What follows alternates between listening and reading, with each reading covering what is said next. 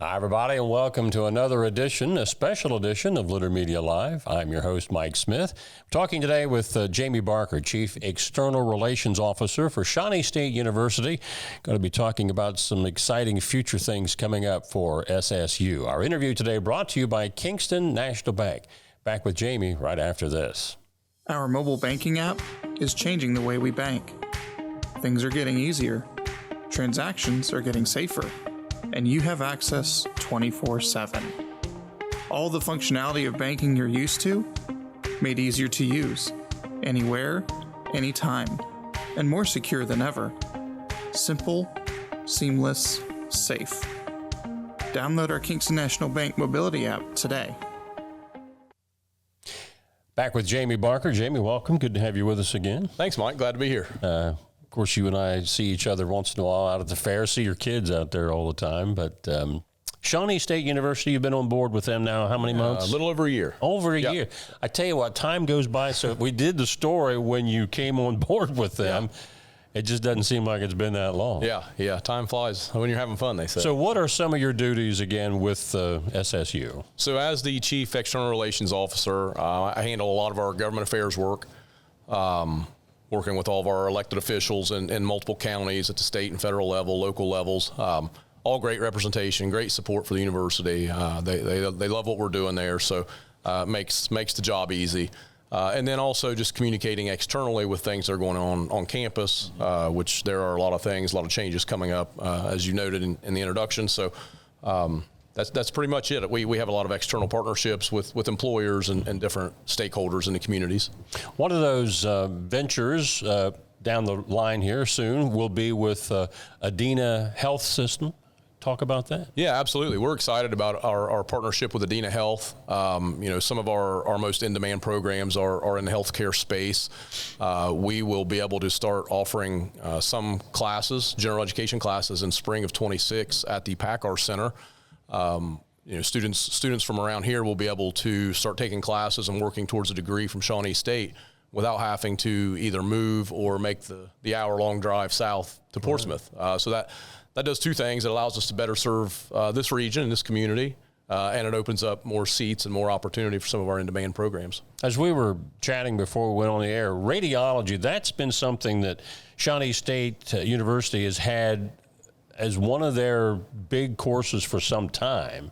So will that fit into this relationship in any way? Yes. So students, when they're able to start taking classes in Chillicothe at our Chillicothe site at the Adena PACCAR building, they'll be able to start taking classes and working towards some of these degrees that are in demand. Nursing, radiology, those are some of our top programs on campus. We have limited numbers of seats in those programs, so this will really allow us to expand and better serve the community in that capacity. Of course, Shawnee State University, for everybody knows that's down in Portsmouth. If you didn't know, you know now. But it's for many years, it's become more of a regional type outreach, not only in southern Ohio, but also down probably into Kentucky and West Virginia. Absolutely. We are very local in terms of our relationships with local partners in the Scioto County area, and we'll always be that. But our footprint is growing, our outreach is growing, our enrollment numbers are up, and we are looking at ourselves now as serving a broader region than maybe the university originally served. I knew it was the case when our daughter graduated from there, 10, 15 years ago. But I saw it again here just the other day. This came out. It was a statewide report that Shawnee State University remains one of the most affordable universities in Ohio. We are. We actually have the lowest in-state tuition. Most of our students qualify for financial aid or scholarships or both. That's something we pride ourselves on. Sometimes it doesn't bring in the most revenue for the university, but that's not something we worry about. It's the right thing to do. It fits our mission of serving the region. And, we go to great lengths to keep our tuition and our costs low, because we are focused on creating a workforce for the region. And, that one of the ways we do that is by keeping ourselves affordable. When our daughter was down there, this was like 2008 through 11 or something like that, I was talking to a student who had transferred to Shawnee State from Ohio University.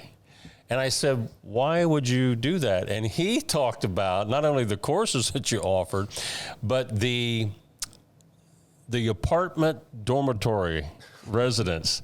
He said, this is fantastic over there. And our daughter was in one of those places. Yeah, I've heard the same thing from a lot of students. Yeah. Our housing is pretty nice for incoming students as compared to some other institutions. You mentioned Ohio University. We have some great partnerships with Ohio University. And, they do some different things than we do.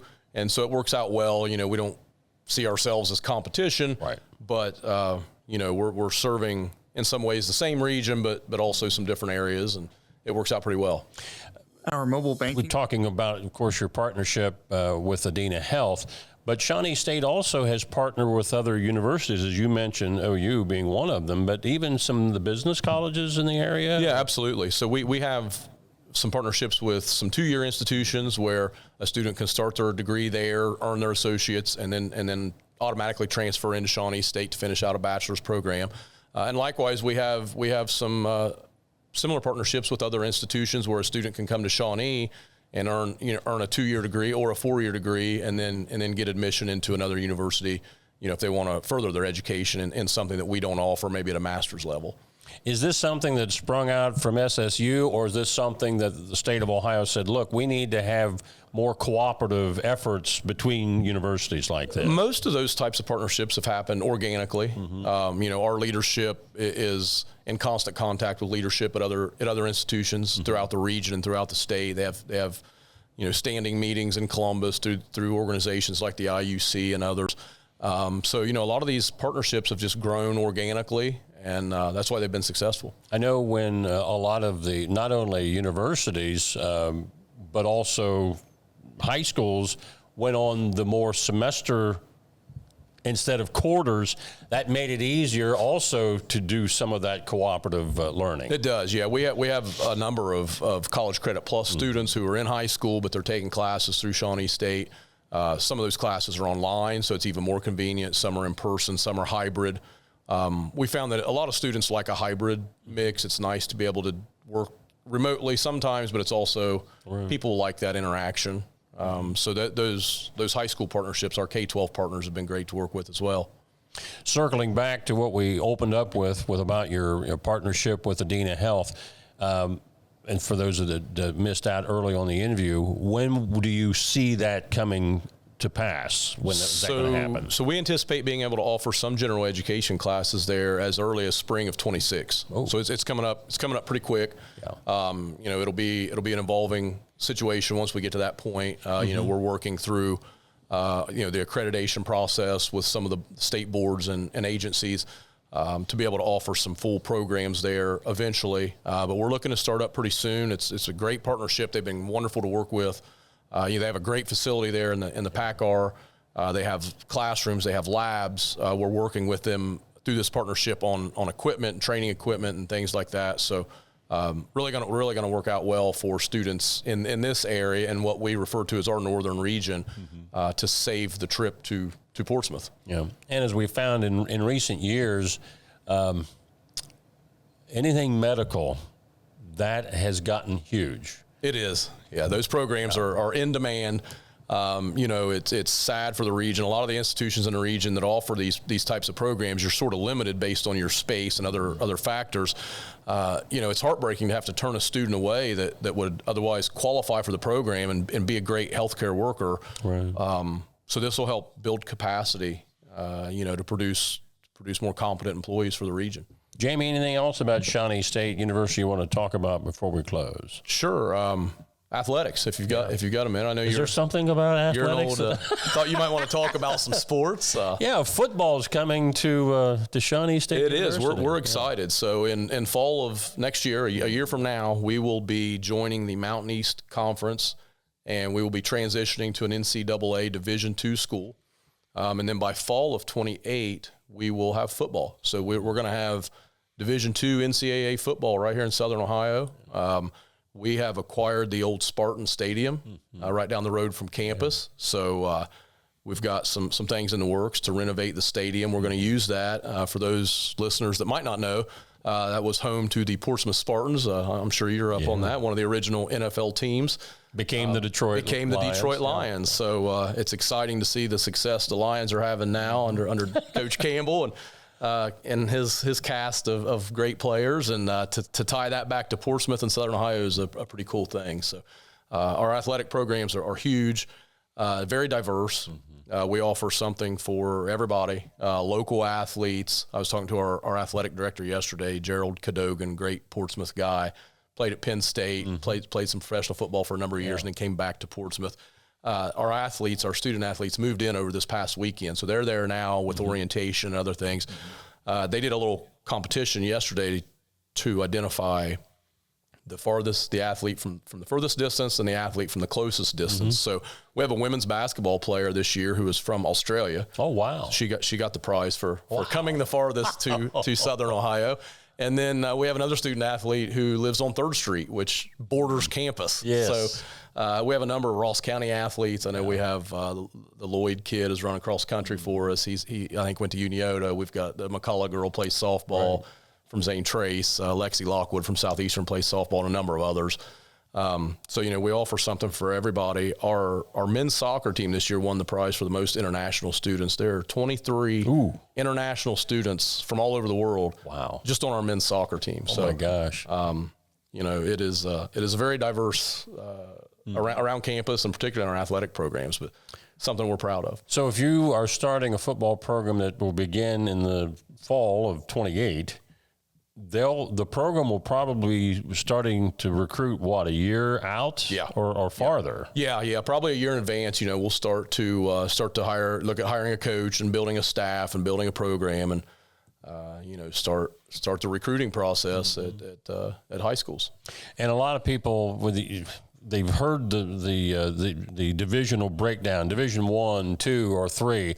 Division 2, you can offer a lot more scholarship money. Well, Division 3 can't offer anything, they can offer academics. They can't offer athletic scholarships. D2 can. Correct. Yes. So it'll allow us, it'll up our recruiting efforts. It'll allow us to attract athletes from all over through that scholarship process. I think that the national championship that you guys won in the men's basketball program a few years back, even though it was NAIA, that's an attention getter. It was huge. Yeah, it was huge for our athletic programs and for our university, and that kind of puts you on the map, nationally.